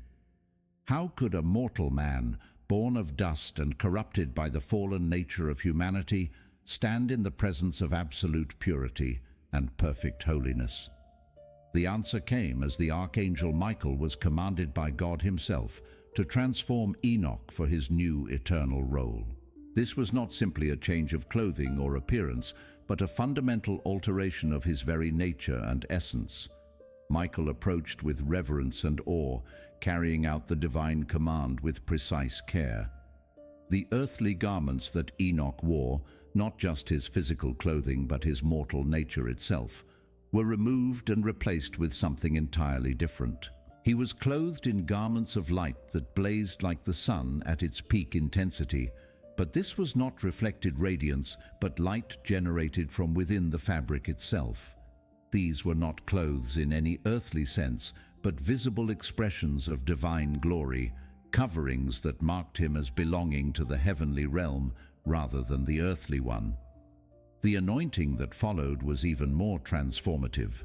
Michael poured upon Enoch oil that seemed to be made of concentrated joy, liquid happiness that penetrated not just his skin, but the very core of his being. This was not ordinary oil, but the essence of divine blessing, containing within it all the peace, joy, love, and contentment that heaven possessed. As this heavenly ointment touched him, Enoch felt every trace of earthly sorrow, fear, pain, and limitation being washed away. The oil seemed to rewrite his spiritual DNA, transforming him from a being designed for temporary earthly existence into one equipped for eternal heavenly life. The fragrance of this anointing oil was beyond description, sweeter than all earthly perfumes combined, yet not cloying or overwhelming. It was the scent of perfect purity, of love without condition, of joy without end. More importantly, its fragrance marked him as belonging to God, identifying him to all heavenly beings as one who had been personally touched by divine grace. When the transformation was complete, Enoch looked at himself and gasped in amazement and wonder. He had become like the angels themselves, not in appearance only, but in fundamental nature. His mortal body had been replaced with an immortal form, his human limitations exchanged for heavenly capabilities. He was no longer bound by the restrictions of physical existence, the need for food, water, sleep, or air. He was no longer subject to decay, disease, aging, or death. He had been translated not just physically, but spiritually into an entirely new order of existence. But perhaps most importantly, he could now look upon the face of God without being destroyed by the encounter. His eyes had been strengthened to behold divine glory, his mind expanded to comprehend heavenly realities, his heart purified to commune with absolute holiness. Yet this transformation was not the end of his experience in the seventh heaven. It was preparation for an even greater honor. God called forth one of his mightiest archangels, Pravwil, whose wisdom and knowledge exceeded that of all other created beings. Pravwil was described as possessing knowledge, quicker in wisdom than the other archangels, a being whose understanding of divine truth was so complete that he served as God's personal scribe and keeper of heavenly records.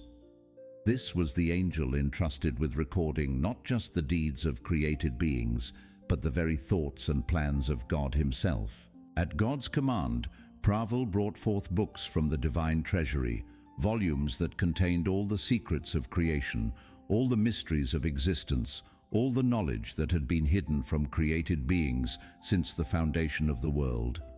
These were not ordinary books, but repositories of infinite wisdom written in languages that transcended human understanding. For 30 days and 30 nights, Pravwil dictated to Enoch while he wrote continuously, his transformed mind and body now capable of comprehending and recording knowledge that would have destroyed his mortal consciousness. The scope of what he learned was staggering in its breadth and depth. He recorded the complete structure and organization of all the heavens, the names and functions of every angelic being, the detailed workings of cosmic systems, and the intricate relationships between spiritual and physical realms. He learned about the movements of celestial bodies, not just their mechanical aspects, but their spiritual significance and their effects on human consciousness and historical development. The books contained information about the elements themselves, fire, water, earth, and air, not just as physical substances, but as expressions of divine creativity, each one carrying spiritual meaning and symbolic significance that connected the material world to heavenly realities. He wrote about the thunderings of thunder, learning that what humans experienced as weather phenomena were actually the voices of angelic beings carrying out divine commands. Every storm was a conversation between heaven and earth. Every lightning flash was a message being delivered across dimensional boundaries. The sun and moon were revealed to be far more complex than the simple celestial objects that earthly observers perceived.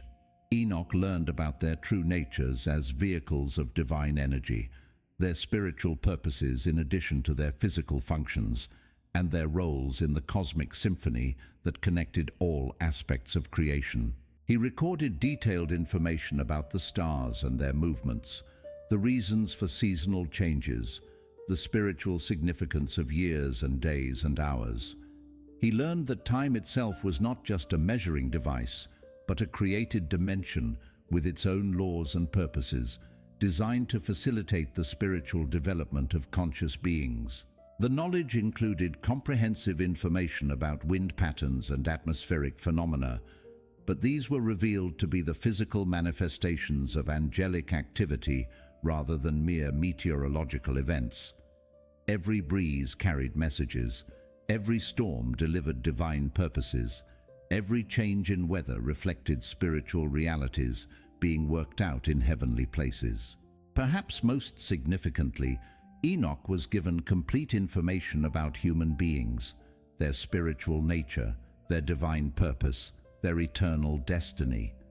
He learned about the formation of souls, the assignment of guardian angels, the recording of deeds, and the ultimate judgment that awaited every person who had ever lived. The books revealed the exact number of souls that would be born, the specific roles each would play in the unfolding of divine purpose, and the places being prepared for them in eternity. This was not fatalistic predestination, but divine foreknowledge combined with infinite wisdom, showing how human free will could be preserved while still ensuring that God's ultimate purposes would be fulfilled.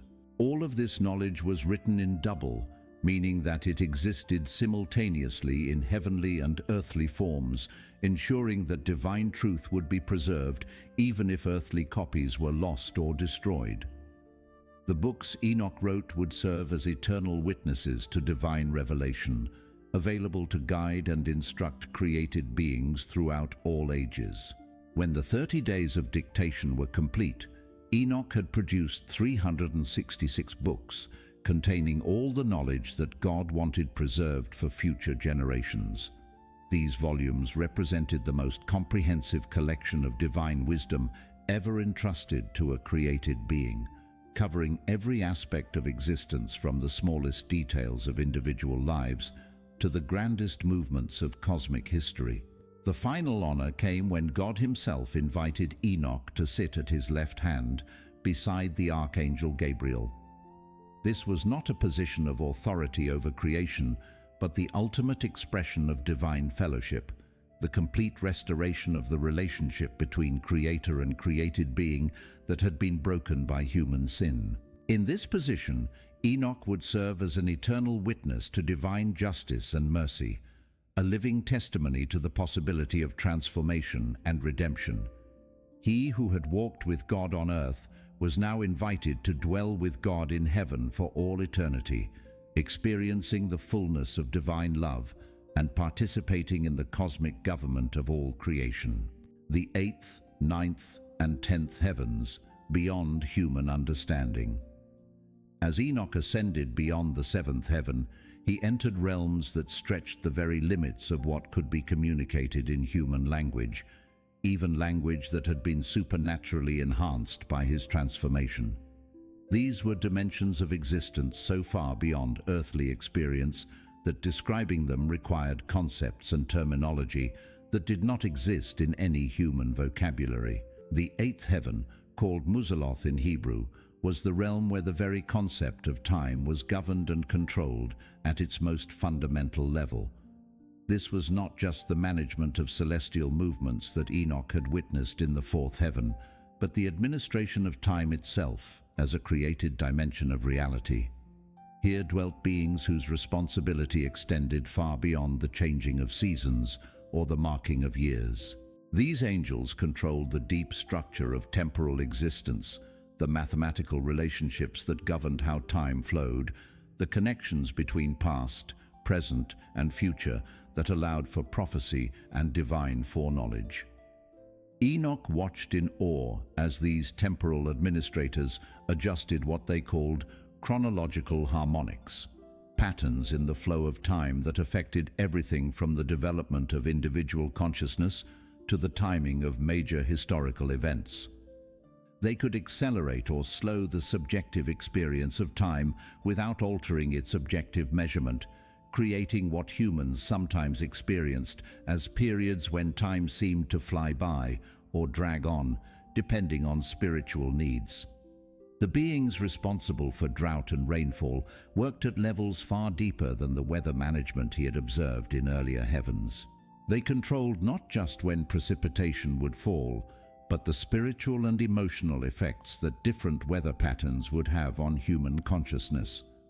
Times of drought were often designed to drive people toward prayer and dependence on God, while seasons of abundant rainfall encouraged gratitude and celebration. The 12 constellations that marked the passage of time across the heavens were revealed to be far more than simple star patterns. Each constellation was home to vast communities of angelic beings whose influence extended throughout creation in ways that affected both physical and spiritual development. These constellation angels worked in complex mathematical relationships with each other, creating what Enoch learned were stellar symphonies, patterns of influence that shaped the spiritual atmosphere of different historical periods. The knowledge that humans had developed about astrology was a corrupted fragment of this much larger reality, twisted by fallen angels into a system that encouraged worship of created things rather than the Creator. The ninth heaven, Kuchavim, contained the heavenly homes of all the constellations, but this was not just a matter of astronomical geography. Each constellation was populated by angels of incredible power and beauty, beings whose very existence affected the spiritual resonance of the entire universe. Enoch discovered that what humans perceived as individual stars were actually complex communities of angelic beings working together to project their influence across vast distances. Each star was like a heavenly city, populated by countless angels whose coordinated activities created the light and energy that reached Earth and other inhabited worlds.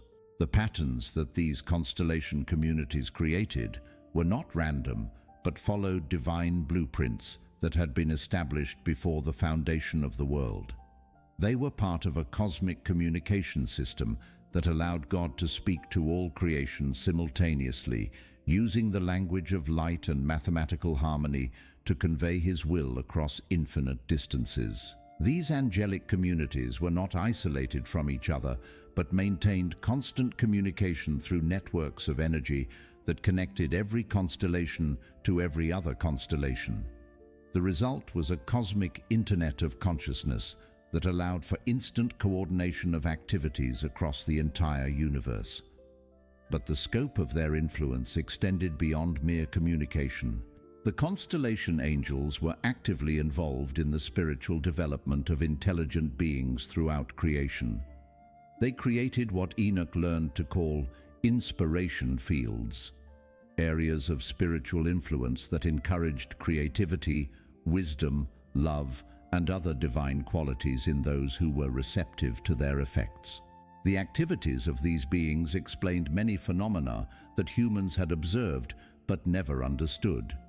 The way certain times of year seemed more conducive to spiritual reflection, the manner in which some geographical locations seemed to inspire greater creativity or deeper prayer, the tendency for similar ideas to arise simultaneously in different parts of the world. All of these were the results of constellation angels coordinating their influences according to divine plan. Finally, Enoch was brought to the 10th heaven, Aravoth, the highest realm of all, where he found himself in the very presence of the Creator in ways that transcended even his experience in the 7th heaven. Here was the ultimate source of all existence, the being from whom all reality flowed and to whom all creation would ultimately return. The face of God appeared to him with an intensity that made his previous vision in the 7th heaven seem dim by comparison. What he had thought was the fullest possible revelation of divine glory had been only a preparation for this ultimate encounter. The iron heated in fire that he had described before was now revealed to be like a candle compared to the sun when measured against this final manifestation of divine majesty. The sparks that emanated from God's presence were not just new stars being born, but entire universes coming into existence with each divine breath. Enoch realized that the cosmos he had thought was vast beyond imagination was actually just one small part of an infinite creation that expanded constantly as new realities flowed from the inexhaustible creativity of the divine mind. The throne of God in this highest heaven was surrounded by such countless multitudes of cherubim and seraphim that their numbers exceeded the mathematical capacity of any created mind to comprehend. Their songs of praise were not just beautiful sounds, but the very foundation upon which all reality rested, the creative force through which God's will was implemented throughout all existence. But perhaps most overwhelming was the revelation of divine love that Enoch experienced in this highest realm. He had thought he understood God's love from his earthly experience of walking with the Creator, but now he realized that what he had known was like a single drop compared to an infinite ocean. This was not love as humans understood it, emotional attachment based on shared interests or mutual benefit. This was the fundamental force that held all creation together, the power that had brought everything into existence and that sustained every atom, every thought, every moment of consciousness throughout the universe. The intensity of this love was almost unbearable. It was completely unconditional, yet perfectly holy, infinitely compassionate, yet absolutely just. It demanded nothing, yet offered everything, expected no payment, yet provided unlimited grace. Enoch felt as though he was being dissolved and reconstituted by exposure to such pure benevolence. In this place, he finally understood the true nature of the choice that faced every intelligent being in creation. It was not just a choice between good and evil, or between obedience and rebellion. It was a choice between isolation and communion, between the limited love that created beings could generate for themselves and the unlimited love that God offered freely to all who would receive it. Here in the 10th heaven, Enoch was given the greatest privilege imaginable. He was invited to participate directly in the divine government of all creation. This was not a position of independent authority, but the ultimate expression of created purpose, the fulfillment of what it meant to be made in the image of God. He would serve as an eternal witness to divine justice and mercy, a living testimony to the possibility of transformation and redemption. He who had walked with God on earth was now invited to walk with God through all eternity, experiencing the fullness of divine love and participating in the cosmic symphony of worship that filled all of heaven with indescribable joy. The return and the warning. After his incredible experience in the 10 heavens, Enoch was temporarily returned to earth to share what he had learned with his family and with all who would listen. But his time in the physical realm was brief, only 30 days to deliver the most important message any human being had ever been given. The transition from the glory of the 10th heaven back to earthly existence was jarring beyond description. After experiencing the perfect love, infinite wisdom, and absolute beauty of God's presence, the physical world seemed dim and corrupted by comparison. Yet Enoch understood that his return was not a step backward, but a crucial part of his mission. He gathered his sons Methuselah, Regem, and Gaidad, along with all his household, and began to tell them about the wonders he had witnessed. But his message was not just a travelogue of heavenly sights. It was an urgent warning about realities that would affect every human being who had ever lived or ever would live. Enoch had seen in the heavenly books that a great flood was coming that would destroy all flesh except for one righteous family. The corruption that the fallen watchers had brought to earth was spreading like a cancer through human civilization, and God's patience was approaching its limit. The Nephilim, the giant offspring of angels and humans, were filling the world with violence that exceeded anything in previous human history. Their superior strength and supernatural knowledge made them almost unstoppable as they established kingdoms based on brutality and oppression. Regular humans were becoming slaves in their own world, dominated by beings who had no legitimate place in the order of creation. But the physical violence was only the surface manifestation of deeper spiritual corruption. The forbidden knowledge that the Watchers had shared with humanity was producing fruit that poisoned every aspect of human culture. The arts of war had advanced to levels of sophistication that made conflict far more deadly than ever before. The practice of magic and divination was spreading rapidly, drawing people away from dependence on God and toward reliance on spiritual forces they did not understand and could not control. What began as attempts to gain knowledge or power inevitably led to demonic influence and spiritual bondage. Perhaps most significantly, humanity itself was becoming more and more evil in its fundamental character. The thoughts of human hearts were only evil continually, not because people were choosing occasional sins, but because the very capacity for goodness was being systematically corrupted by exposure to influences that God had never intended humans to encounter. Enoch had witnessed the angels in heaven preparing for this judgment, gathering the forces that would be unleashed when God's patience finally reached its end. He had seen the mechanisms by which the fountains of the great deep would be broken up and the windows of heaven would be opened to bring destruction upon the earth. But his message was not one of despair. It was a call to repentance while there was still time. The same God who had walked with Enoch in fellowship wanted to walk with every human being who would humble themselves and seek his face. The paradise he had seen prepared for the righteous was still available to all who would choose righteousness over rebellion. He urged his listeners to turn away from the corruption that surrounded them, to reject the false knowledge that the fallen angels had brought, and to return to the simple worship and obedience that God had always desired from humanity. He warned them about the reality of eternal judgment while celebrating the possibility of eternal fellowship with the Creator. Most importantly, Enoch spoke about the love and mercy of God that he had experienced in the highest heaven. Even in the midst of necessary judgment, God's heart yearned for humanity to return to him.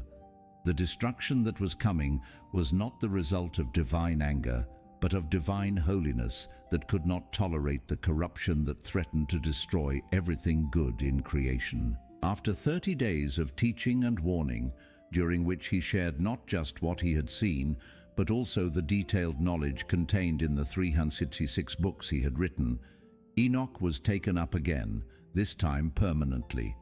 He was not seen again on earth, but his words and his writings remained as an eternal testimony to the reality of the spiritual world and the certainty of divine justice. The terrifying truth about our reality. Now that you've heard Enoch's complete account of the 10 heavens, you might be wondering what this means for us today. After all, this happened thousands of years ago, in a time and culture very different from our own. Does any of this matter now? The answer is a resounding yes, more than you might imagine, because the spiritual realities that Enoch witnessed have not changed one bit since his day. The heavens are still there, still populated by the same angels, still governed by the same God. The same forces of good and evil are still at work in our world, and the same choices that faced humanity in Enoch's day still face us today. The fallen angels that Enoch saw imprisoned in the 2nd and 5th heavens are still there, still influencing events on earth through their demonic followers. The corruption they brought to the ancient world is still spreading, taking new forms but carrying the same spiritual poison that has infected human civilization since the earliest days. The Watchers who taught humanity forbidden knowledge have their counterparts today in those who promote technologies and ideologies that separate people from God. The violence and corruption of the Nephilim can be seen in the increasing brutality and moral decay of our modern world, amplified by technological capabilities that the ancient giants could never have imagined. The genetic manipulation that produced the Nephilim is being replicated today through scientific means that achieve similar results, the creation of beings that are neither fully human nor fully something else. the blurring of boundaries that God established for the protection and proper development of His creation. The magical arts that the fallen angels taught are flourishing today under new names, not just obvious occult practices, but also secular philosophies that encourage people to seek power, knowledge, and spiritual experiences from sources other than God.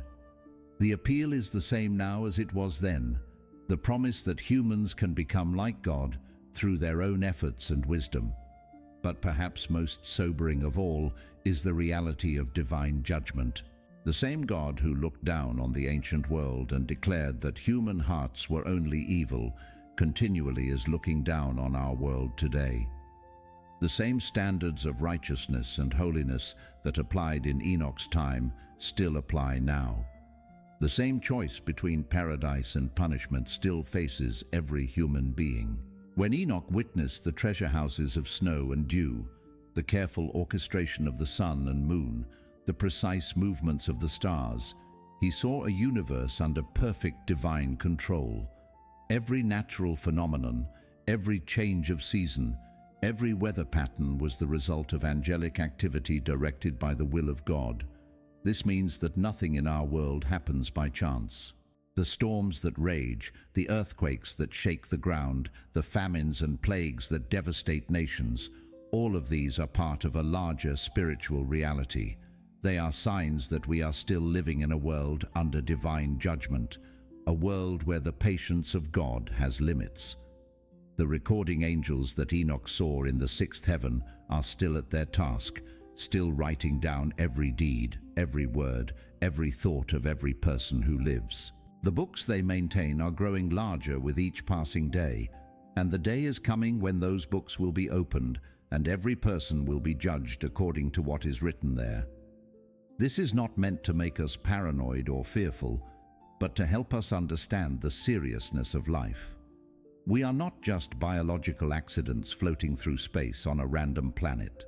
We are spiritual beings living in a spiritual universe, accountable to a holy God who sees and knows everything. The choices we make today echo through eternity. The way we treat others, the thoughts we entertain, the actions we take when no one is watching, all of this matters in ways that most people never realize. We are writing our own eternal destiny with every decision we make. But the most terrifying truth that Enoch's vision reveals is this: time is running out. Just as the antediluvian world eventually reached the point where God's patience was exhausted and judgment became inevitable, our world is approaching a similar crisis. The signs that preceded the flood are appearing again. Violence is increasing, moral corruption is spreading, and humanity is turning away from God, just as it did in the days of Noah. The fallen angels are still active, still seeking to corrupt and destroy everything that God has made. The same spiritual forces that influenced the ancient world are at work today, preparing for a final confrontation between good and evil that will make the flood look like a minor local disaster. But unlike the flood, which was a judgment of water, the final judgment will be by fire. The Apostle Peter, writing under the inspiration of the Holy Spirit, warned that the heavens will disappear with a roar, the elements will be destroyed by fire, and the earth and everything done in it will be laid bare. This is not a distant theoretical event, but a coming reality that will affect every human being who has ever lived. The books that the angels have been writing will be opened, and every person will be judged according to what is written there. The paradise that Enoch saw in the third heaven will be the eternal home of the righteous, while the regions of torment will receive those who have chosen rebellion against God.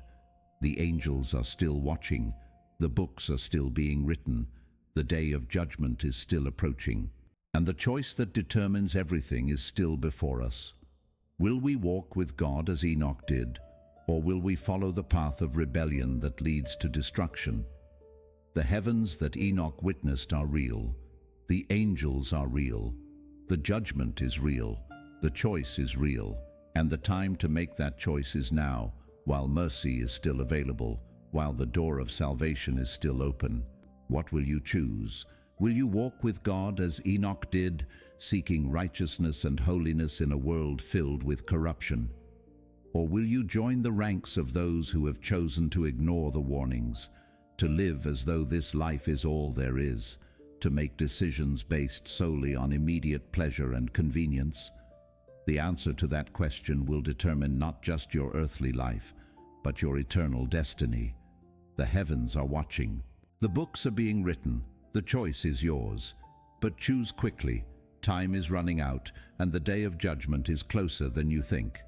If this message has stirred something in your spirit, if you've felt the weight of these eternal realities pressing on your heart, then don't ignore what God is trying to tell you.